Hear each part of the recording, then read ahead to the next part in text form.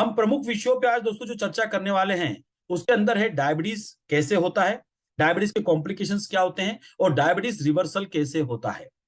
दोस्तों ये चर्चा हमारी 4 भागों में रहने वाली है। भाग 1 में हम ये समझेंगे कि डायबिटीज जिसको अपन कहेंगे कि अगर एक डिसऑर्डर है तो हम पहले भाग 1 में ऑर्डर को समझेंगे। भाग 2 में हम डायबिटीज मतलब डिसऑर्डर को समझेंगे।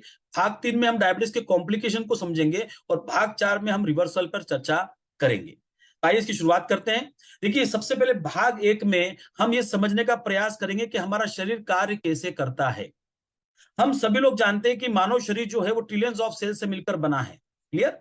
और ये जो ट्रिलियंस ऑफ सेल्स हैं, जब ये किसी एक निश्चित कार्य के लिए एकत्रित होते हैं तो बनता है टिश्यू। ये टिश्यू एकत्रित होते हैं तो बनता है ऑर्गन। ऑर्गन एकत्रित होते हैं तो बनता है सिस्टम और सिस्टम एकत्रित होता है तो बनता है ऑर्गेनिज्म मतलब मानव शरीर। अब इस मानव शरीर की जो फंक्शनल यूनिट है उसको हम बोलते हैं सेल, मतलब हिंदी में बोलेंगे कोशिका। अब इस सेल को कार्य करने के लिए ऊर्जा चाहिए। अब ये ऊर्जा इसको कहां से मिलती है तो हम इसका जवाब जानते हैं कि भाई ये ऊर्जा इसको मिलती है ग्लूकोज से। ग्लूकोज कहां से आता है तो ग्लूकोज आता है हमारे भोजन से। जब हम भोजन करते हैं तो भोजन से पोषक तत्वों की प्राप्ति होती है और मॉडर्न साइंस में कहते हैं कि इससे हमको carbohydrate, protein, fat, vitamin, minerals की प्राप्ति होती है।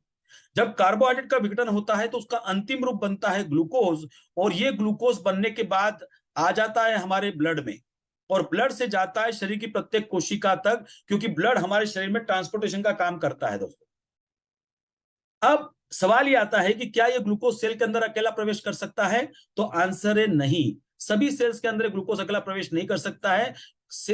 ग्लूकोज को सेल के अंदर ले जाने के लिए एक हार्मोन की आवश्यकता होती है जिसका नाम है इंसुलिन। अब इंसुलिन कहां बनता है तो इंसुलिन हमारा शरीर स्वयं बनाता है। एक ग्रंथि है पैनक्रियाज जिसमें बीटा सेल जो है वो इंसुलिन नामक हार्मोन बनाते हैं। आपके मन में सवाल होगा कि इंसुलिन कैसे बनता है तो दोस्तों ये 2 तरीके से बनता है। पहला तो ये 24/7 बनता है क्योंकि हमारे ब्लड में एक मिनिमम मात्रा जरूरी है इंसुलिन की। दूसरा, जब भी ब्लड में ग्लूकोज की मात्रा बढ़ेगी तब हमारा बीटा सेल अतिरिक्त इंसुलिन बनाएगा, क्योंकि इंसुलिन का कार्य है आज की कंडीशन में ग्लूकोज को ब्लड में नियंत्रित करने का। अब जैसे हमने भोजन किया, भोजन का पाचन हुआ, पाचन होकर ग्लूकोज बना, ग्लूकोज ब्लड में आया, इसकी सूचना बीटा सेल को मिली और बीटा सेल ने अतिरिक्त इंसुलिन बनाया और वो इंसुलिन बनाकर डाल दिया ब्लड के अंदर। अब ब्लड में इंसुलिन भी आ गया है, ग्लूकोज भी आ गया है और ये दोनों पहुंच जाते हैं सेल तक। अब मैं अगर सरल भाषा में कहूं तो हर सेल के ऊपर एक इंसुलिन रिसेप्टर होता है, मतलब एक ताला होता है। उस ताले में इंसुलिन जो है वो एक चाबी की तरह लगता है और जब ये चाबी की तरह, जिसको हम लॉक एंड की मैकेनिज्म बोलते हैं, जब ये चाबी इस ताले में लगती है तो ग्लूकोज का चैनल या ग्लूकोज का दरवाजा ओपन हो जाता है और ग्लूकोज सेल के अंदर प्रवेश करता है और जाकर सेल का पावर हाउस जो है माइटोकॉन्ड्रिया, उसमें बर्न होता है in the presence of oxygen और फाइनल एनर्जी बनती है जिसका नाम है एटीपी, एडिनोसिन ट्राइफॉस्फेट। सो दोस्तों, सेल के अंदर, कोशिका के अंदर ऊर्जा कैसे बनती हमने पार्ट 1 में समझने का प्रयास किया, भाग 1 में समझने का प्रयास किया। यहां पे हमारा भाग 1 पूरा होता है और अब हम बढ़ते हैं भाग 2 की तरफ और समझने का प्रयास करते हैं कि डायबिटीज क्यों होता है। दोस्तों, सामान्य लोगों से अगर पूछा जाए कि डायबिटीज क्यों होता है तो उनका जवाब आएगा इंसुलिन के कमी के कारण। पर आज हमको इस सेशन के माध्यम से डायबिटीज को सही तरीके से समझने का प्रयास करना है। देखिए, डायबिटीज के अंदर टाइप 1 डायबिटीज होता है, टाइप 1.5 होता है, टाइप 2 डायबिटीज होता है। मैं जानता हूं कि आपके मन में तुरंत सवाल आएगा, अरे टाइप 1 तो सुना था, टाइप 2 तो सुना था, टाइप 1.5 क्या हुआ। दोस्तों, जैसे जैसे समय बढ़ता जा रहा है, साइंस आगे बढ़ता जा रहा है, डायबिटीज के नए प्रकार सामने आ रहे हैं। इसमें टाइप 1.5 जिसको लाडा और मोडी के नाम से पुकारा जाता है और जिसके अंदर ये मोस्टली युवाओं में होता है, 25 साल से 35 साल के बीच में, और यहां पे सीधे इंसुलिन की कमी आती है। इस बात को समझना बेहद जरूरी है। दोस्तों, वर्तमान समय में भारत में माना जाता है कि 5% पेशेंट है टाइप 1 डायबिटीज जो कि ऑटोइम्यून डिसऑर्डर बच्चों में होता है, जहां पे पूर्णतः इंसुलिन की कमी आती है। अभी टाइप 1.5 के पेशेंट कितने हैं ये अंदाजा लगाना मुश्किल है और लगभग लगभग माना जाएगा टाइप 2 डायबिटीज के पेशेंट जो है वो 85 to 90% पेशेंट इंडिया के अंदर है। अब आज हम जब बातचीत करते हैं रिवर्सल की तो हम बातचीत करते हैं दोस्तों टाइप 2 डायबिटीज की। और यहां पर मैं कहना चाहता हूं कि टाइप 2 डायबिटीज को समझना बहुत जरूरी है दोस्तों, क्योंकि अगर हमने टाइप 2 डायबिटीज को नहीं समझा तो हम इसके कुचक्र में हमेशा फंसे रहेंगे। मैं पहले एक गुड न्यूज देना चाहता हूं आपको कि टाइप 2 डायबिटीज की पूर्वावस्था को प्री डायबिटीज कहते हैं और प्री डायबिटीज का रिवर्सल 4 से 6 महीने में हो जाता है। वाओ दोस्तों, सोचने की बात है। हमने प्री डायबिटीज को तो सुना, पर हमें हमें हमने उस पर ध्यान नहीं दिया कि प्री डायबिटीज होता कहां है। ये प्री डायबिटीज होता है टाइप 2 डायबिटीज में, और अगर इसका रिवर्सल मात्र 4 से 6 महीने में हो सकता है तो ये अपने आप में इंडिकेट कर रहा है कि टाइप 2 डायबिटीज का भी रिवर्सल हो सकता है, भले ही उसके लिए थोड़ा समय क्या हो, ज्यादा लग जाए। क्लियर? अब यहां पर टाइप 2 डायबिटीज जो है वो क्या है? वो है इंसुलिन रेजिस्टेंस के कारण होने वाला डायबिटीज। मतलब यहां पर इंसुलिन तो शरीर बनाता है, पर शरीर उसका उपयोग नहीं कर पाता है। ये सबसे पहले समझना है। यहां पे डायरेक्ट इंसुलिन की कमी नहीं होती है, पहले शरीर इंसुलिन बना रहा है, बट इंसुलिन का रेजिस्टेंस है। अब ये इंसुलिन का रेजिस्टेंस मतलब क्या? जैसे भाग एक में हमने समझा कि शरीर में सेल में ऊर्जा का निर्माण कैसे होता है। तो यहां पर हर सेल के ऊपर एक इंसुलिन रिसेप्टर होता है, जिसको ताला बोल दें। इंसुलिन चाबी की तरह उस ताले में लगता है और ग्लूकोज चैनल जो है वो ओपन हो जाता है। ग्लूकोज सेल के अंदर जब प्रवेश करता है तो जाकर माइटोकॉन्ड्रिया में बर्न होता है, फाइनल एनर्जी बनती है, जिसको हम एटीपी बोलते हैं। अब समझिए कि किसी कारण से अगर ये सेल के ऊपर का जो इंसुलिन रिसेप्टर ये खराब हो जाता है, किसी भी कारण से ये जो इंसुलिन रिसेप्टर ये खराब हो जाता है, तो जितनी मात्रा में ग्लूकोज सेल के अंदर जाना चाहिए वो नहीं जा पाता, और शरीर में धीरे धीरे धीरे धीरे धीरे ग्लूकोज की मात्रा बढ़ना शुरू हो जाती। टाइप 2 डायबिटीज की पूर्वावस्था होती है प्री डायबिटीज, और यहां पर 140, 150, 160, 170, 180, 190 ऐसे ग्लूकोज बढ़ता है। और ये बढ़ता हुआ ग्लूकोज जब लगातार लगातार बीटा सेल पर दबाव पैदा करता है, तो एक समय ऐसा आता है कि बीटा सेल की कार्य क्षमता भी कम हो जाती है। और जब ये दोनों मिल जाते हैं तो तेजी से टाइप 2 डायबिटीज के लक्षण आना क्या होते हैं दोस्तों, शुरू हो जाते हैं। मैं जानता हूं कि आपके मन में सवाल आएगा कि ये प्री डायबिटीज से डायबिटीज में कन्वर्ट कैसे होता है, क्या घटना घटती है। आइए उसको समझते हैं। देखिए, जब आपका इंसुलिन रेजिस्टेंस शुरू होता है तो हमारे शरीर में हाइपरग्लाइसीमिया शुरू होता है, मतलब ग्लूकोज की मात्रा बढ़ना शुरू होती है। और ये ग्लूकोज को नियंत्रित करने का काम इंसुलिन का है, और इंसुलिन बनाते हैं बीटा सेल। इसका मतलब बढ़ा हुआ ग्लूकोज बीटा सेल के ऊपर तनाव पैदा करता है, उसको मजबूर करता है कि वो ज्यादा इंसुलिन बनाए। घटनाक्रम ये घटता है।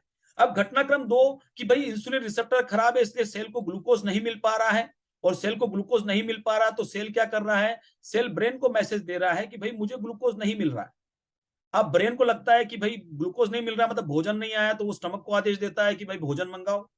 तो जहां इंसुलिन रेजिस्टेंस डेवलप होता है वहां पर हमारे भोजन करने की प्रवृत्ति बढ़ जाती है। हम पहले 3 बार भोजन करते थे, अब 4 या 5 बार भोजन करते हैं। और जब ज्यादा भोजन करते हैं तो ग्लूकोज फिर बढ़ता है, और ये बढ़ा हुआ ग्लूकोज दोस्तों फिर से हमारे बीटा सेल पर क्या करता है, दबाव पैदा करता है। ऐसे ही एक और कहानी घटती है कि जब प्री इंसुलिन रेजिस्टेंस के अंदर देखेंगे अगर हम, तो यहां पर ब्लड में ग्लूकोज की मात्रा भी ज्यादा है और इंसुलिन की मात्रा भी ज्यादा है, जिसको हाइपर इंसुलिनिया कहते हैं। अब जब शरीर में हाइपर इंसुलिनिया पैदा होता है तो कहीं ना कहीं शरीर भी इसके अगेंस्ट में काम करता है, और कहीं ना कहीं सेल्यूलर लेवल पे उसका रेजिस्टेंस डेवलप होता है।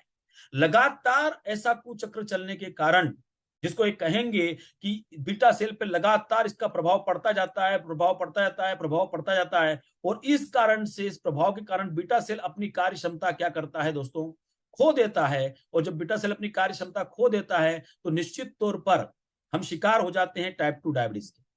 जब लक्षण आना शुरू होते हैं तो हम डॉक्टर के पास जाते हैं। डॉक्टर हमारी कुछ टेस्ट करता है, fasting glucose, PP glucose, HbA1c, होमा IR, जिसके माध्यम से ये जान सकते हैं कि भाई हमारे इंसुलिन रेजिस्टेंस मतलब किस लेवल का है।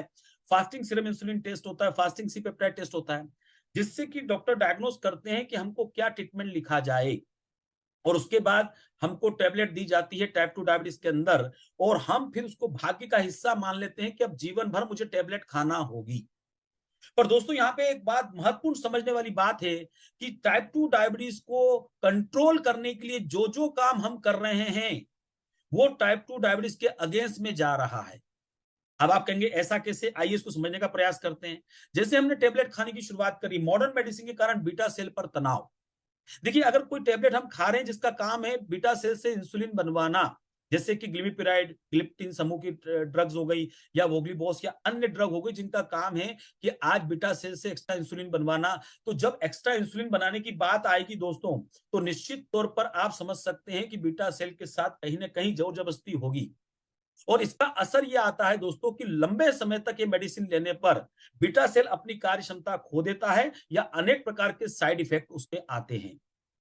नंबर 2, हम सब लोग जानते हैं कि मॉडर्न मेडिसिन जो है, ये रेजिस्टेंस के कारण बीटा सेल का जो कारण बीटा सेल पे तनाव पैदा होता है। देखिए, हमारा शरीर जो है वो मॉडर्न मेडिसिन को स्वीकार नहीं करता है, वो उसके अगेंस्ट में काम करता है। तो जिस पोटेंसी की दवा हम आज लेना शुरू करते हैं, 2 से 3 साल बाद वो पोटेंसी की दवा हमारे शरीर में कार्य नहीं करती और हमको मालूम भी नहीं पड़ता है कि अंदर से हमारे ब्लड में ग्लूकोज का लेवल बढ़ना शुरू हो गया। जब ये बढ़ता है तो आप तो जान चुके हैं कि इसका असर किस पे आएगा, हमारे बीटा सेल पे, पेनक्रियास पर, मतलब फिर हमारा बीटा सेल तनाव में आ जाता है। अब कई बार हमसे भी लापरवाही होती है पेशेंट के तौर पर। देखिए, नॉर्मली अगर हमारा फास्टिंग 105 है और ग्लूकोज और आपका पीपी ग्लूकोज 120 है, तो हम सोचते हैं अरे वाह, अब तो मैं कंट्रोल हो गया, तो चलो एक गुलाब जामुन हो जाए। दोस्तों, ये थोड़ा बहुत खाने की आदत कब हमारे ब्लड में ग्लूकोज का लेवल बढ़ा देती है और तब जाकर हम वापस से बीटा सेल पे एक अनचाहा तनाव पैदा कर देते हैं दोस्तों। इसी तरह एक और आदत है बार बार भोजन करने की। कहीं से हम सीख लेते हैं कि भाई बार बार भोजन करना चाहिए। कुछ लोग इस बात को समझ लेते हैं कि भाई मेरा शरीर इंसुलिन थोड़ा कम बना रहा है, तो मैं कम भोजन करूंगा, बार बार भोजन करूंगा तो मेरा ग्लूकोज कंट्रोल रहेगा। पर ग्लूकोज को कंट्रोल करने के चक्कर में हम शरीर को डैमेज करते हैं। कैसे, समझने का प्रयास करते हैं। हम सुबह 7 बजे, फिर 9 बजे, फिर 12 बजे, फिर 3 बजे, फिर 6 बजे, फिर रात को 9 बजे बार बार भोजन करते हैं। देखिए, आयुर्वेद में कहा गया है दीपन और पाचन। आयुर्वेद में कहा गया है कि अगर आपकी अग्नि प्रज्वलित नहीं है तो पाचन सही नहीं होगा। और आयुर्वेद में 13 प्रकार की अग्नियों का उल्लेख किया गया है। पहली है जठर अग्नि, फिर सप्त धातु अग्नि और पंच महाभूत अग्नि। अब इन 13 प्रकार की अग्नियों का प्रज्वलित होना जरूरी है। मतलब ये कहा जाता है कि आपको भूख लगे तभी खाना खाना चाहिए, ये शरीर का साइंस है। पर हम ग्लूकोज को कंट्रोल करने के लिए थोड़ा थोड़ा थोड़ा थोड़ा थोड़ा भोजन जो है वो बार बार करते हैं। अब चूंकि अग्नि नहीं है तो भोजन का पाचन नहीं हो पाएगा, और जब भोजन का पाचन नहीं हो पाएगा दोस्तों, तो हमारी स्मॉल इंटेस्टाइन में अनडाइजेस्ट फूड रहेगा और ये अनडाइजेस्ट फूड एक प्रकार का टॉक्सिक मटेरियल तैयार करता है। सॉरी, ये टॉक्सिक मटेरियल जो होता है दोस्तों, ये आज की कंडीशन में जब हमारे ब्लड के माध्यम से पूरे शरीर तक पहुंच जाता है तो हमारे सेल को नुकसान पहुंचाता है। और ये जो सारी क्रिया हम टाइप 2 डायबिटीज को कंट्रोल करने के लिए कर रहे हैं दोस्तों, जाने अनजाने ये सारी हमारे शरीर को नुकसान पहुंचाती है और हमारी समस्या को कम होने की बजाय और ज्यादा बढ़ा देती है। तो कहते हैं कि सही दिशा में कार्य न होने से ज्यादा इंसुलिन की कमी होती है। जब शुरुआत में हमारा शरीर पर्याप्त इंसुलिन बना रहा था, क्लियर, पर हमारे गलत दिशा में कार्य करने से एक समय ऐसा आता है कि जो पर्याप्त इंसुलिन बन रहा था उसमें काफी कमी आ जाती है, इंसुलिन का अभाव पैदा हो जाता है और हमको न चाहते हुए भी इंसुलिन पर जाना पड़ता है या बहुत सारी टेबलेट का सेवन हमको करना पड़ता है। तो दोस्तों, आज हमको समझना होगा कि टाइप 2 डायबिटीज के अंदर हम कर क्या रहे हैं और कैसे आज इसके ऊपर हमको कार्य करना चाहिए। दोस्तों, इतना ही नहीं, जब टाइप 2 डायबिटीज का सही तरीके से हम मैनेजमेंट नहीं करते हैं तो हम सब लोग जानते हैं कि डायबिटीज के कॉम्प्लिकेशंस खतरनाक होते हैं। डायबिटीज खतरनाक नहीं होता है, डायबिटीज के कॉम्प्लिकेशन खतरनाक होते हैं। और ये कॉम्प्लिकेशन क्यों आते हैं ये जानना भी भाग 3 में हमारे लिए बेहद जरूरी है। तो अब हम यहाँ पे भाग 3 में चर्चा करेंगे कि डायबिटीज कॉम्प्लिकेशन मतलब क्या। देखिए, अभी तक हमने समझा कि सेल को ग्लूकोज लेने के लिए इंसुलिन की जरूरत है, पर मैं आपको बताना चाहता हूं कि हमारे शरीर में कुछ सेल ऐसे होते हैं जिनको ग्लूकोज लेने के लिए इंसुलिन जरूरत नहीं होता है। अब आप कहेंगे ऐसा क्यों? तो ऐसी व्यवस्था परमपिता परमेश्वर ने बनाई है दोस्तों, जिसको हम भगवान बोले, वाहेगुरु बोले, अल्लाह बोले, जीसस बोले, जिस भी नाम से पुकारे, उसने मानव की सुरक्षा के लिए ऐसी व्यवस्था बनाई है।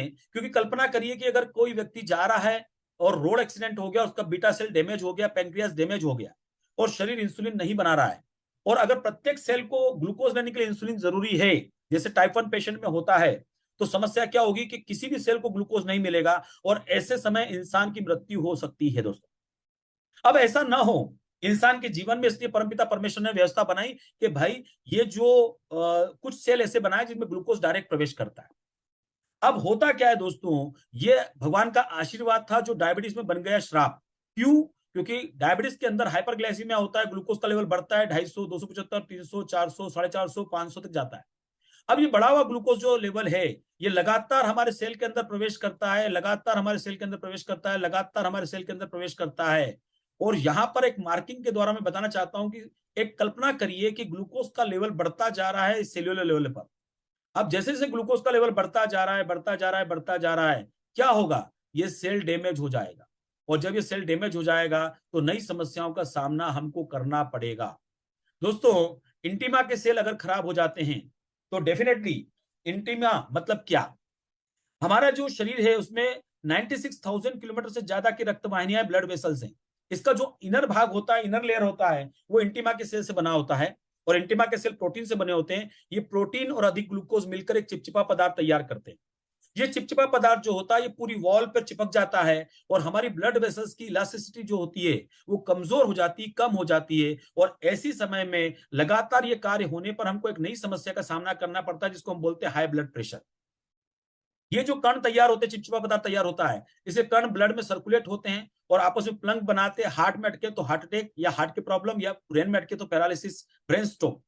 क्लियर? उसी तरह नर्व सेल अगर खराब होता है तो नर्व सेल के खराब होने से निश्चित तौर पर इसका पहला असर पांव में देखने को मिलता है, पर ये कहते हैं कि शरीर के प्रत्येक नर्व सेल को, न्यूरॉन को डैमेज होता है।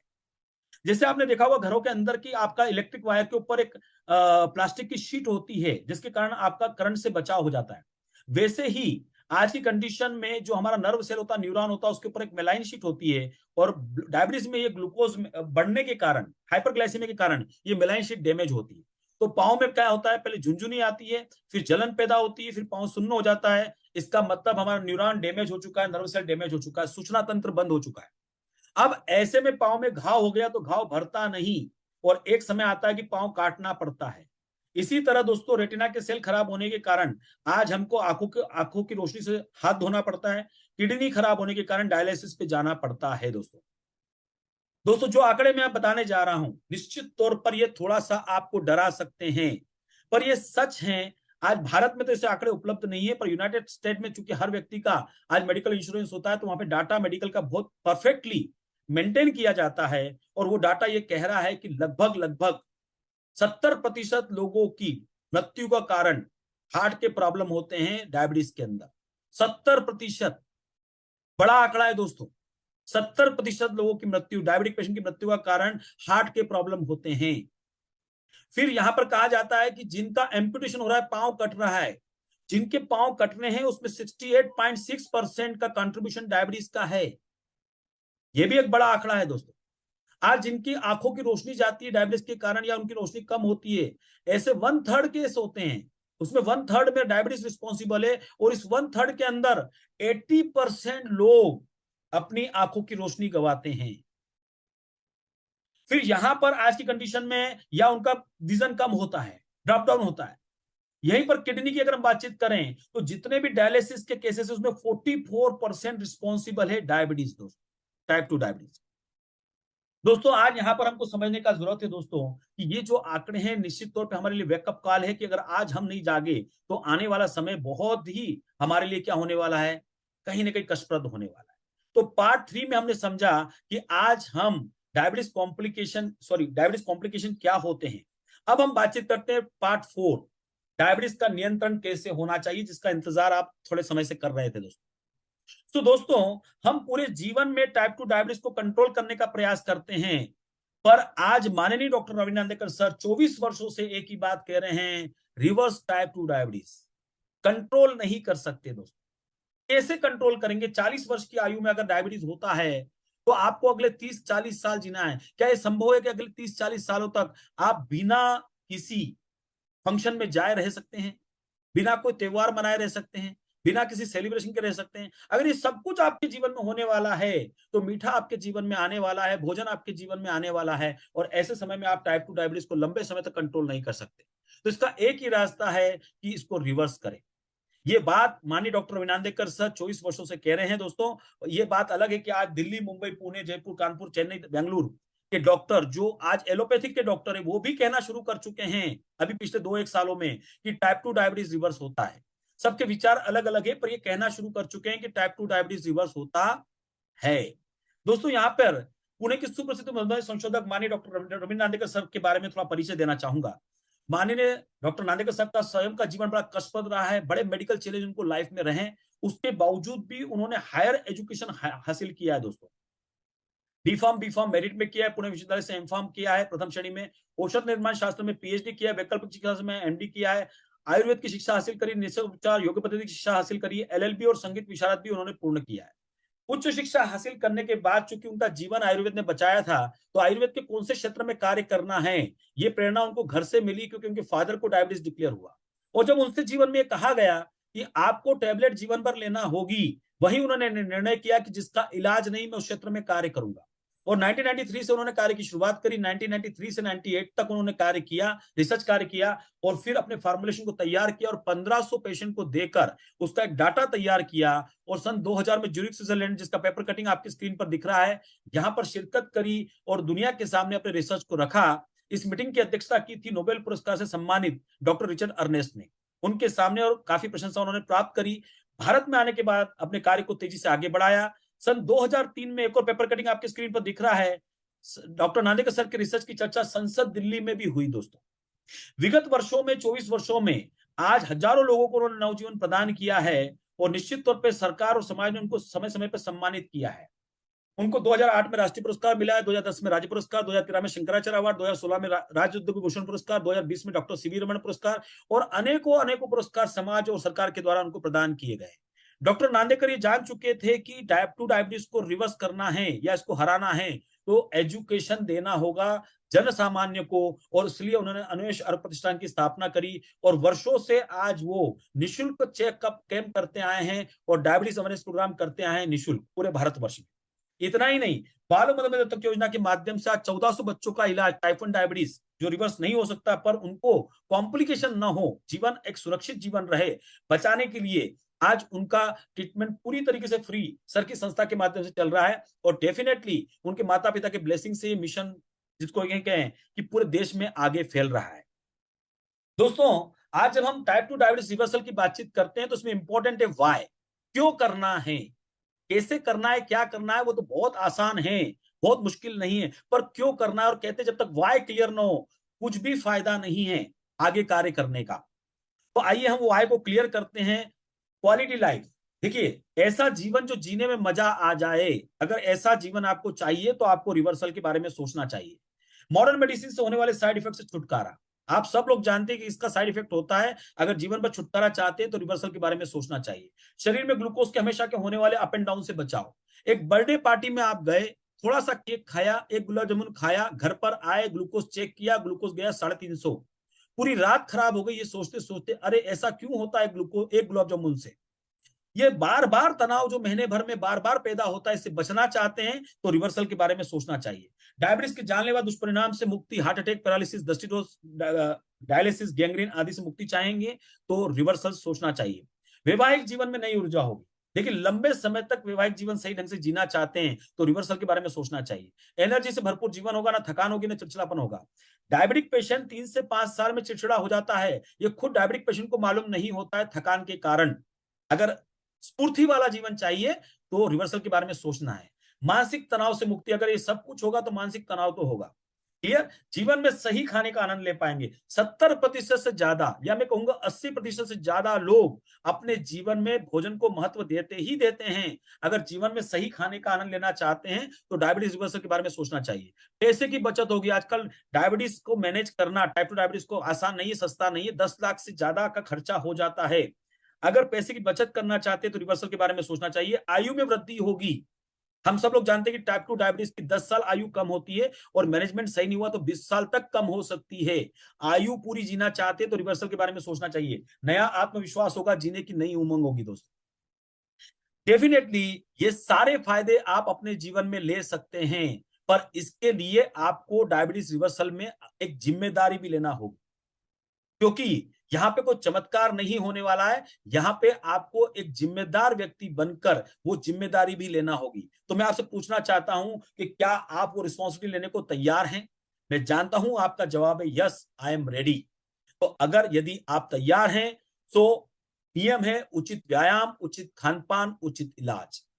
ये नियमों का अपनाकर टाइप 2 डायबिटीज को आप रिवर्स कर सकते हैं और अपने जीवन में हर्षोल्लास ला सकते हैं, एक खुशी का वातावरण पैदा कर सकते हैं। इसके लिए कुछ नहीं करना है, आपको तुरंत कॉल करना है हरबायु के स्वास्थ्य प्रचारक को। हर्बायु के श्वास प्रचारक पूरी तरीके से ट्रेंड होते हैं, जो आपकी पूरी इंफॉर्मेशन को लेकर अपनी डॉक्टर टीम तक पहुंचाते हैं। और मिशन डायबिटीज टू इंडिया की जो डॉक्टर टीम है, वो आयुर्वेद के एक्सपर्ट डॉक्टर हैं, जो सोमवार से लेकर शनिवार तक आपके लिए उपलब्ध हैं, सुबह 10 से लेकर शाम को 6 बजे तक आपकी समस्याओं का निवारण करने के लिए। सो आपको तुरंत अपने श्वास प्रचारक को क्या करना चाहिए? कॉल करना चाहिए और डायबिटीज रिवर्सल के लिए तैयार हो जाना चाहिए। दोस्तों, मैं यहां पर कहना चाहूंगा कि जब आप डायबिटीज रिवर्सल करने जाते हैं, सो दोस्तों आप अपनी एक जनरेशन को नहीं, आने वाली कई जनरेशन को सुरक्षित करते हैं। आज मैं कहना चाहता हूं कि मेरी नानी को डायबिटीज था, तो मेरी माँ को, मम्मी को डायबिटीज रहा, और डेफिनेटली वो खतरा मेरे अंदर भी मौजूद है और मेरे बच्चों के अंदर भी रहेगा। ऐसा ही कुछ आपके साथ भी होने वाला है। तो कुछ नहीं करना है, अभी इसी समय हरबायु के श्वास प्रचारक को कॉल करना है और अभी इसी समय से डायबिटीज रिवर्सल की शुरुआत करना है। आशा करता हूं कि आपने इस बात को अच्छी तरीके से सुना, समझा, और उसके लिए आपका धन्यवाद देना चाहता हूं कि आपने ये समय मुझे प्रदान किया। तो आइए मिलकर आज हम सब लोग मिलकर भारत को स्वस्थ बनाते हैं और मधुमेह मुक्त भारत अभियान हर दिल में जगाते हैं। Thank you very much. जय हिंद।